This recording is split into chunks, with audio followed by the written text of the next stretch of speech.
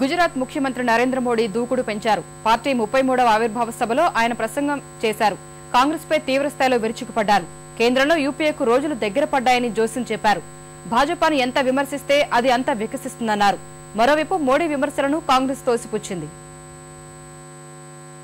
ఇటీవల భాజపా కేంద్ర ఎన్నికల సంఘంలో చోటు దక్కించుకున్న గుజరాత్ ముఖ్యమంత్రి నరేంద్ర మోడీ అహ్మదాబాద్ లో జరిగిన పార్టీ ఆవిర్భావ సభలో చేసిన ప్రసంగం ఎన్నికలను తలపించింది. తన ప్రసంగంలో ఆసంతం కాంగ్రెస్ పైనే విరుచుకుపడ్డారు. 2014 ఎన్నికల్లో తన పాత్ర ఏమిటో మోడీ స్పష్టం చేశారు. భారత మాత రుణం తీర్చుకోవాల్సి ఉందంటూ ప్రధాని పదవిపై తన ఆకాంక్షను తొలిసారి ఇటీవల బయటపెట్టిన ఆయన కాంగ్రెస్ విధానాలతో పాటు ఆ పార్టీ నేతలపై తీవ్రస్థాయిలో విమర్శలు గుప్పించారు. భారత పరిశ్రమల సమాఖ్య సిఐఐ సదస్సులో రాహుల్ వ్యాఖ్యలపై ఆయన పేరు ప్రస్తావించకుండానే విమర్శలు చేశారు. పుణ్యభూమిని తేనెతుట్టితో పోల్చడాన్ని తప్పుపట్టారు. అజ్ఞానంతో దేశ సంస్కృతి సంప్రదాయాలను అవమానించవద్దని కోరారు. ఇక ఎంతో కాలం కేంద్రంలో అధికారంలో కొనసాగలేరని జోస్యం చెప్పారు.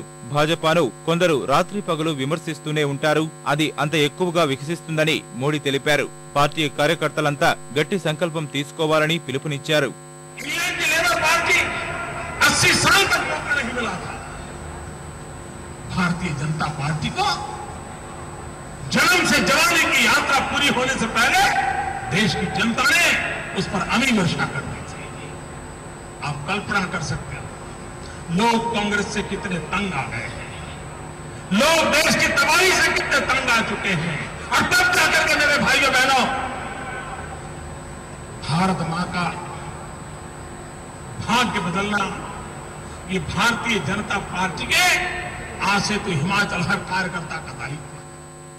రాహుల్ పై మోడీ వ్యాఖ్యలను కాంగ్రెస్ తోసిపుచ్చింది.